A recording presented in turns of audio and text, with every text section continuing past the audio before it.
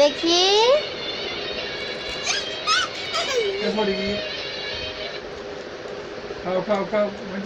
আমার পরি কি খাচ্ছে দেখি, কি খাচ্ছ? ফুচকা?